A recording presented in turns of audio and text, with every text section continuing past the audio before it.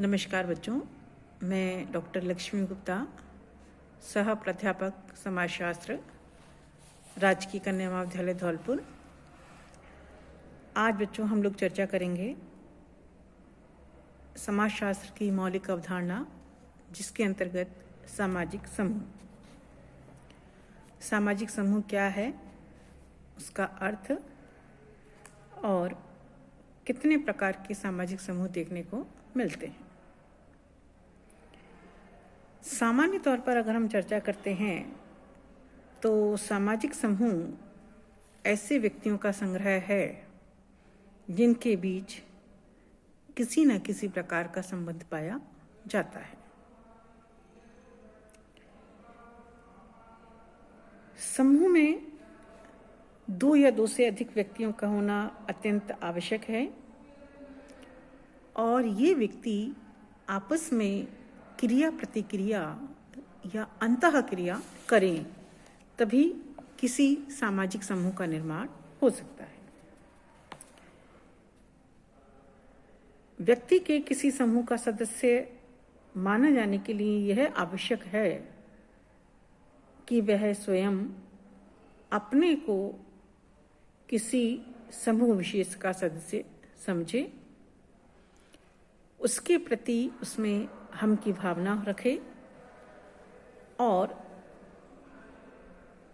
अन्य सदस्यों तथा दूसरे समूह भी उसे उस समूह का सदस्य समझते। ये कुछ 3 प्रमुख विशेषताएं हैं मार्टन ने बताई हैं किसी भी समूह के लिए। सबसे पहला, 2 या 2 से अधिक व्यक्तियों का होना, उन व्यक्तियों के बीच में पारस्परिक संबंध का पाया जाना, और तीसरी प्रमुख बात जो मर्टन ने कही है वही कहते हैं कि व्यक्ति खुद ये महसूस करे कि वह उस समूह का सदस्य है और समूह के अन्य सदस्य भी उसे उस समूह का सदस्य माने। यदि हम इसे समाजशास्त्र की परिभाषा के तौर पर देखें तो मैकाइवर एम पेज ने इसे निम्न शब्दों में परिभाषित किया है।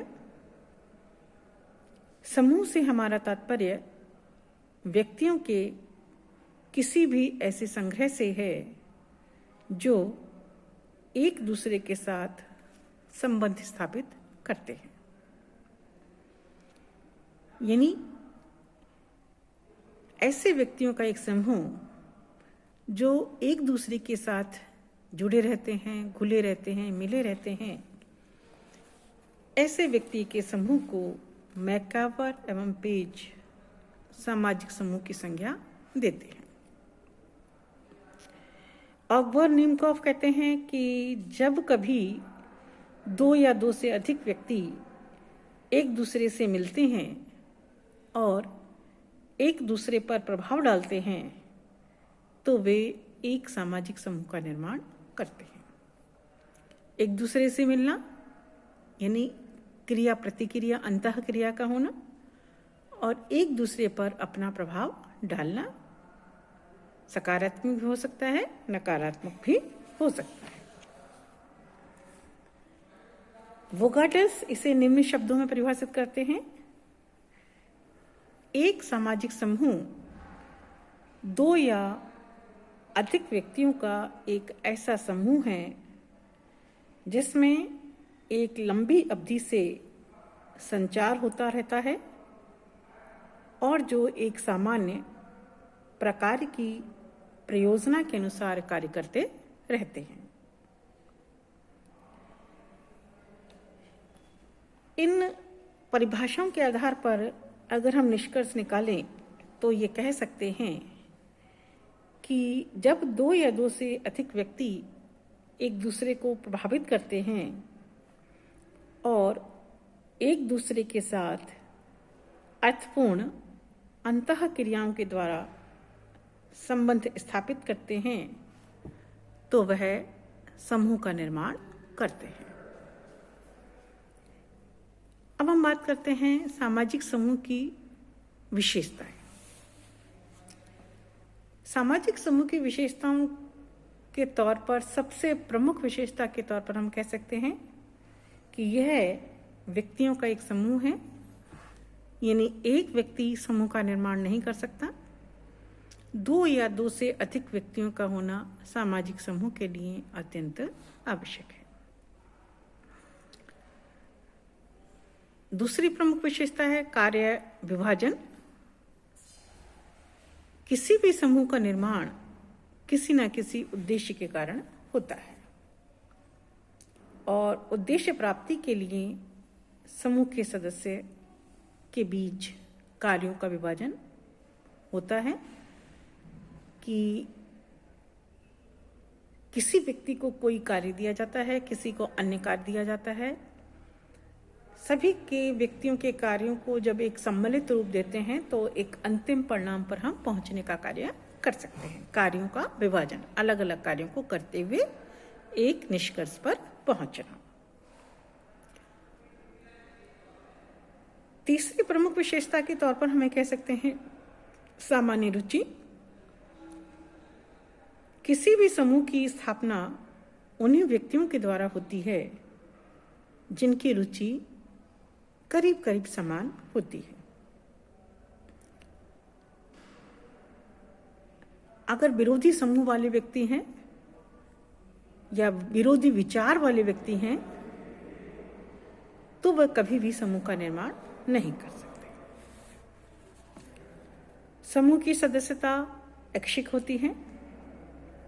कोई भी व्यक्ति चाहे समूह की सदस्यता ग्रहण कर सकता है और जब तक उसके हित की पूर्ति होती रहती है तब तक वह उस समूह का सदस्य बना रहता है और हित की पूर्ति समाप्त होने के बाद वह उस समूह की सदस्यता छोड़ भी सकता है। किसी भी समूह में एकता का होना अत्यंत आवश्यक है। बिना एकता के समूह का निर्माण कदापि संभव नहीं है। नेक्स्ट विशेषता के तौर पर हम कह सकते हैं कि समूह के सदस्यों के बीच में स्तरीकरण देखने को मिलता है। स्तरीकरण यानी उच्चता और निम्नता। समूह के जितने भी सदस्य होते हैं उनके सभी के पद, अधिकार, कर्तव्य समान नहीं होते। सबकी परिस्थिति और भूमिका अलग अलग होती है। उसमें हम उतार चढ़ाव या उच्चता निम्नता देखने को मिलती है। यही उच्चता निम्नता स्तरीकरण के नाम से संबोधित की जाती है। समूह अमूमन स्थायित्व को लिए हुए होता है। समूह के सदस्यों में हम यह कह सकते हैं कि परिवर्तन होता रहता है कि जब व्यक्ति की आवश्यकता की पूर्ति हो जाती है उस समूह से तो व्यक्ति अपनी समूह की सदस्यता छोड़कर अन्य समूह की सदस्यता भी ग्रहण कर सकता है। नेक्स्ट प्रमुख विशेषता है कि समूह के सदस्यों के बीच समझौता देखने को मिलता है। किसी भी समूह की स्थिरता तभी संभव हो पाती है जब उस समूह के सदस्य अपने निहित स्वार्थ को छोड़कर समूह के नियमों का पालन करें और समूह के उद्देश्य की पूर्ति में निरंतर अग्रसर होते हैं। प्रत्येक समूह का अपना एक ढांचा होता है। ढांचा यानी कुछ नियम होते हैं, कुछ अधिकार होते हैं, कुछ कर्तव्य होते हैं, कुछ व्यक्ति के पद होते हैं, कुछ भूमिकाएं होती हैं। उन सबको मिलाकर समाज के सभी सदस्यों को उनका पालन करना या समूह के सभी सदस्यों को उनका पालन करना अनिवार्य होता है। समूह के सदस्यों के बीच में पारस्परिक जागरूकता का होना अत्यंत आवश्यक है। अगर व्यक्ति हैं, समूह तो है, लेकिन उनमें पारस्परिक जागरूकता नहीं है तो ऐसे व्यक्तियों को हम एक समूह कह सकते हैं, सामाजिक समूह की संज्ञा नहीं दे सकते। और जो भी सदस्य हैं उन सदस्यों के बीच में विचारों का आदान प्रदान होना अत्यंत आवश्यक है। इस प्रकार हम कह सकते हैं सामाजिक समूह दो या दो से अधिक व्यक्तियों का बीच में होने वाला वह संबंध है जो किसी निश्चित उद्देश्य की पूर्ति के लिए गठित किया जाता है और जो व्यक्ति अपने हित को ध्यान में न रखते हुए दूसरे के हित को ध्यान में रखकर कार्य करता है तो उसको हम